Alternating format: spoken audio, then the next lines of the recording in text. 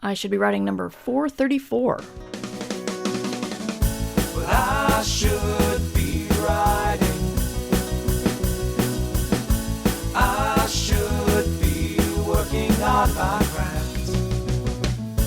I should be writing. I should be submitting my next draft. But I'm sitting home watching Doctor Who.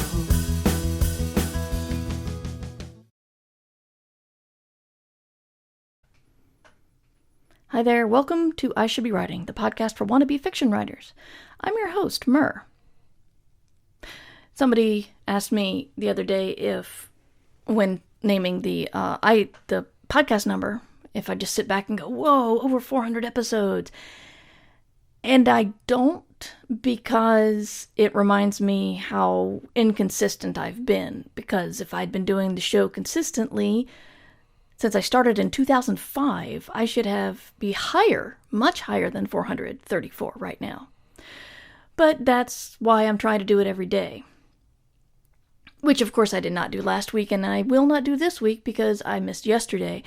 One of the weird things about working from home is it's hard to know when you need to take a day off. It's like, there are more than one reason if you work outside the home why you would take the day off if you get sick. Because not only do you feel bad and you need rest, but also you don't want to infect anybody else. So I don't have that third problem. And sometimes you just, feel crappy. And you can't point at sore throat or sniffling or vomiting or whatever. And yesterday I felt crappy. I actually felt like I had movie disease, like the mother in My Neighbor Totoro. Like, she's sick and she's away and she's looking very weak in the hospital, and we're never going to say what she has because that's not the point. But the point is, she's sick and weak and in the hospital with movie disease.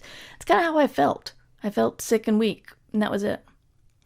But today I'm feeling much better. I probably spent a little bit too much time on Twitter this morning, but in my defense, it did give me an excellent idea for an episode. It started from an Otter Twitter stream, and I guess they show a lot of cute otter videos. And this was a cute otter video. It showed a pack of otters? I don't know what the collective noun is. I'm going to look that up. A romp. There are many, apparently, but I'm going to go with romp. So there's a romp of otters running around chasing a butterfly. And it's very cute. And every time the butterfly changes direction, they all follow it like a flock of birds when they all suddenly change direction at one moment. It's very cute. Romping otters, romping. But I could not help but think, what is the butterfly thinking? Like, all I could think of was, oh God, oh God, oh God, oh God, oh God, get away, get away, get away. And it wasn't that cute anymore. I felt bad for the butterfly. And then it reminded me of something I talked about 12 years ago, so I figure I could bring it up again. And that's point of view when you're showing something, when you're showing a chase. Or any kind of conflict, really. But we see it a lot in nature shows. The nature show will choose who we want to follow. Who we want to consider the hero, the protagonist of this story. So you've got I can't remember what it was, but some sort of migratory bird that flies for thousands of miles, eating almost nothing, and before it gets there, it gets attacked by an eagle. So of course now we're going, oh, poor migratory bird, run! Or fly. Get away from the evil eagle. Whereas they could easily have framed it, prey is scarce and the eagle is starving. And oh, thank goodness, a migratory bird is flying by. I better kill it so myself and my chicks will survive. I remember watching a Wild Kingdom program as a kid, and there'd been a lioness whose jaw had been broken by a zebra.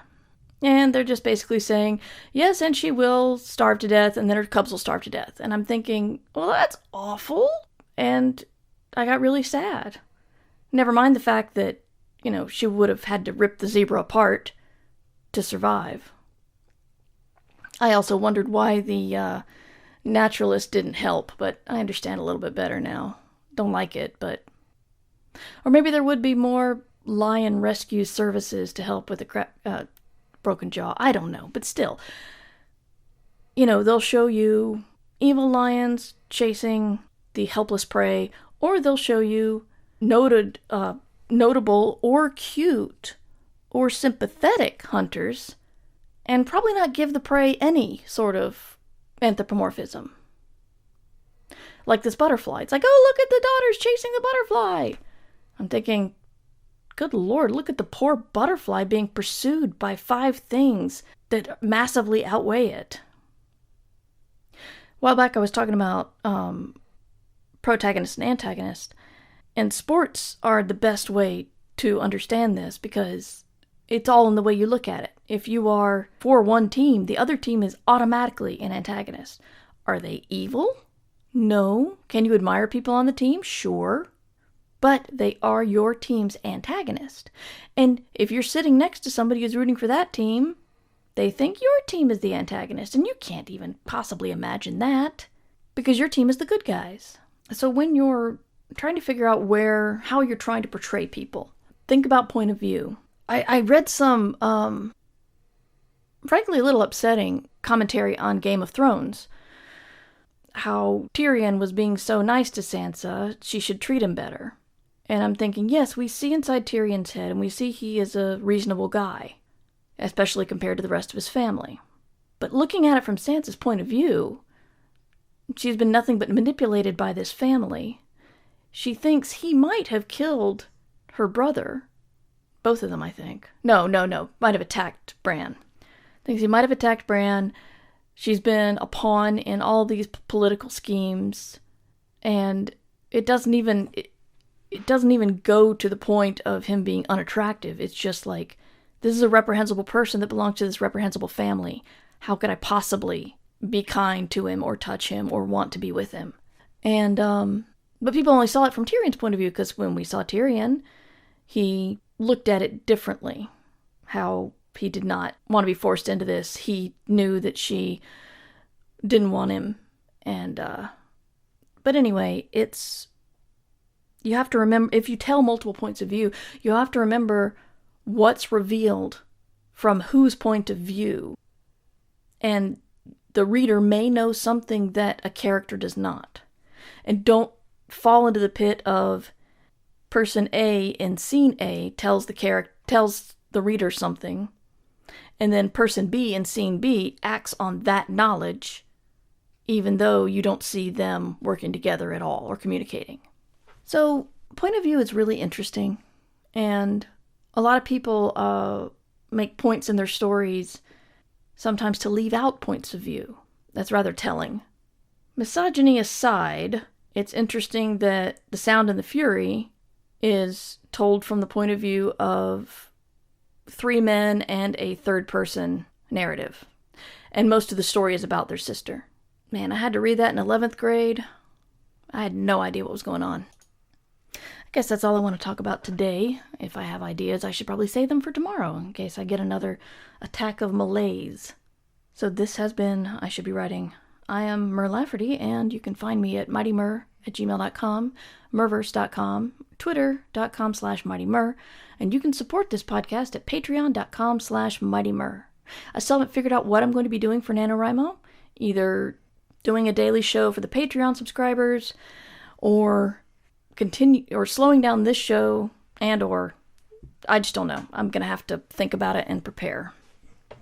But I've got 3.5 weeks to worry about that. So I'll do that then. Until then, I'll be writing, and you should too. Remember, you can support the show at patreon.com/mightymur. I Should Be Writing theme music provided by John Anelio. You can find more about him at johnanelio.com. This podcast is distributed under a Creative Commons Attribution Share-alike license.